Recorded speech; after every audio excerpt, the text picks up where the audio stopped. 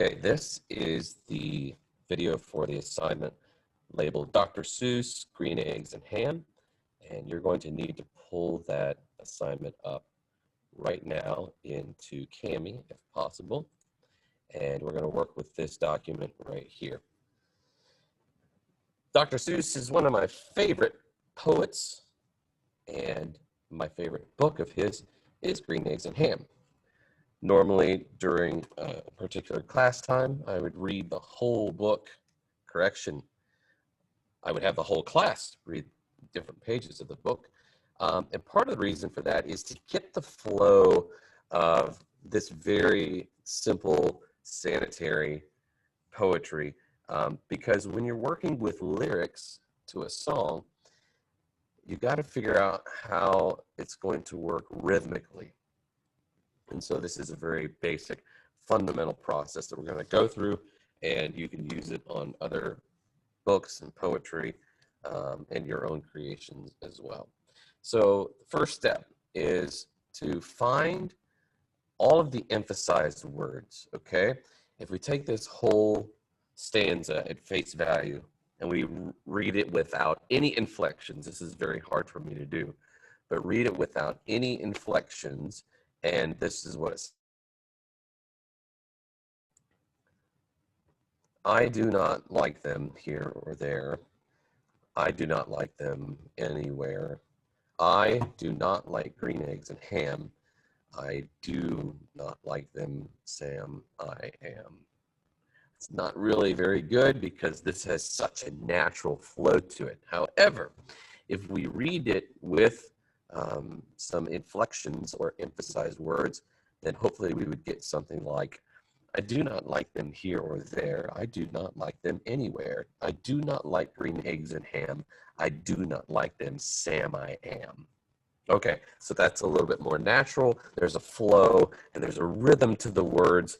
And of course, a little bit of that is my personal interpretation, but there's also some of it that happens very naturally. What about marking primary and secondary emphasized words? Well, primary means the most important, and secondary means second most important, or not as important as the primary. So when we're looking at each line, there's one word that is more stressed than any of the others for every line. Is it I do not like them, I do not like them, or I do not like them? I would argue that it is the word I do not like them. So the word do is what gets the emphasis. So what I suggest you do is underline the word do for every single line. And that's a pretty ugly underlining, but there you go. I do not like them here or there. I do not like them anywhere. I do not like green eggs and ham. I do not like them, Sam, I am. Okay? Is it possible to change that and make it a different word? You could probably put the emphasis on not for each one of them, but I think as you see when we go through this, this makes the most sense. All right, so primary words. Do, do, do, do.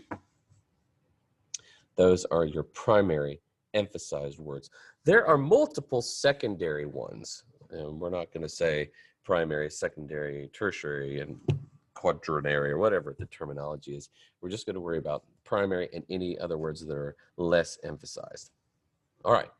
Now, if you think of 4/4 time signature, that means there's 4 beats in every measure, and the quarter note gets 1 count. 1, 2, 3, 4. And I'm going to put 1 over here. 1, 2, 3, 4. 1 is always the strongest. Out of the other 3, the third beat is the second strongest, then the second, then the fourth. So if you count to 4 and you emphasize those the proper way, it becomes 1, 2, 3, 4. 1, 2, 3, 4. 1, 2, 3, 4. 1, 2, 3, 4. Where 4 is the weakest beat, 1 is the strongest. 1, 3, 2, and 4 in the order of strength. So we have that here in each of the lines. I do not like them here or there. we have beats 2, beats 3, and 4 in here. So we're going to I'm going to show you where beat 3 is, which would be the second most emphasized. If do is the most emphasized, then what is the second most emphasized? I do not like them here or there. So here, I do not like them anywhere. That's beat 3. I do not like green eggs and ham. I do not like them. Sam, I am. So we're still underlining all of the emphasized words or the not stressed, I'm stressed. It's 2020. All of the stress words. Back up, if you will, to the second line. I do not like them anywhere. Why do we have hyphens in the word anywhere? It's because it's a multi-syllable word. Anywhere has 3 syllables in it. And so we use hyphens to delineate all of the syllables. The great thing about Dr. Seuss is most of his books and his poetry use single syllable words. Not exclusively, but most of his poetry does. They're children's books, but they're very easy to understand. Sam, I am is already hyphenated, but that would also show multi-syllables, okay? So back to our primary and secondary emphasized words. I do not like them here or there. I do not like them anywhere. I do not like green eggs and ham. I do not like them, Sam, I am. Primary, secondary, secondary. Okay.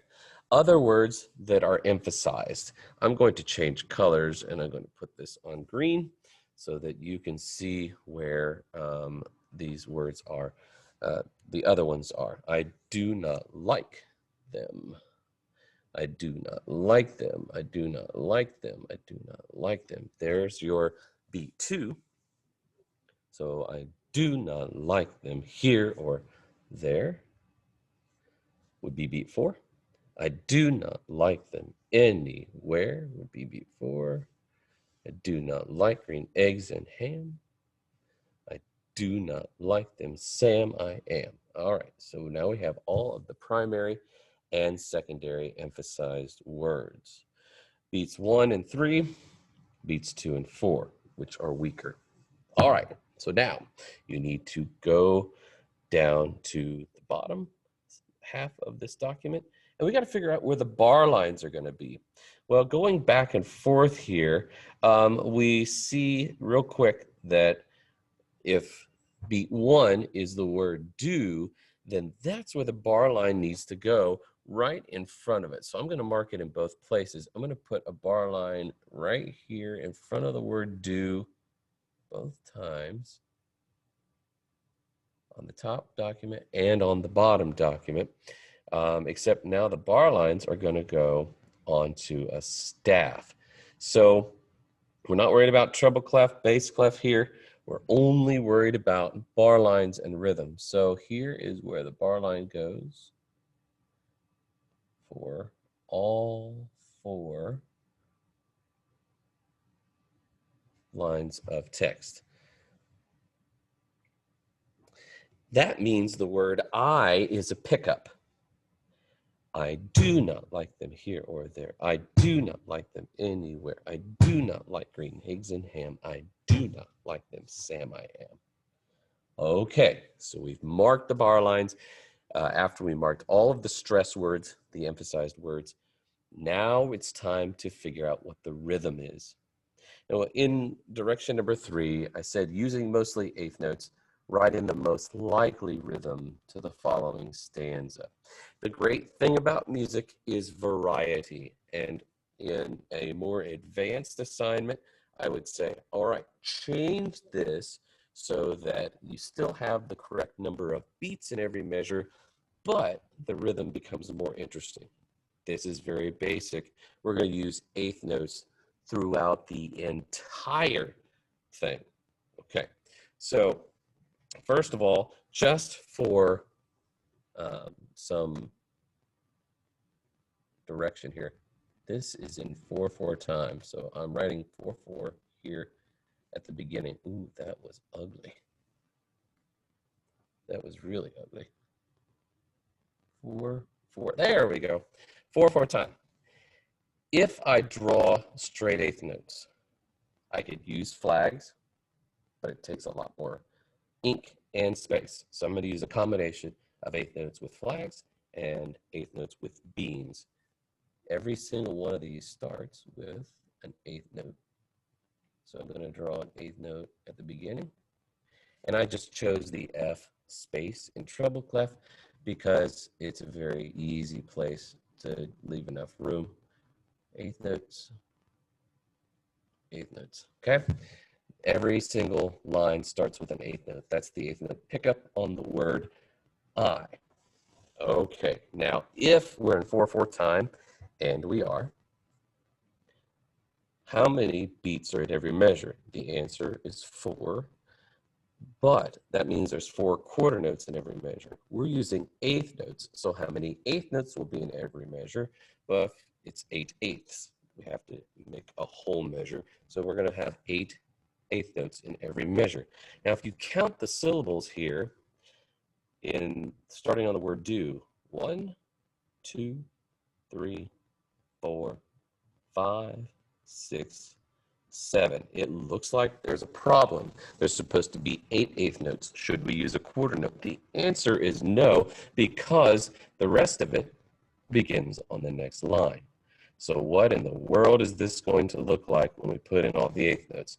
Well, we are going to zoom in so I can write a little bit neater on this document and start drawing eighth notes using beams when possible. So we're going to use a beam here. Do not like them.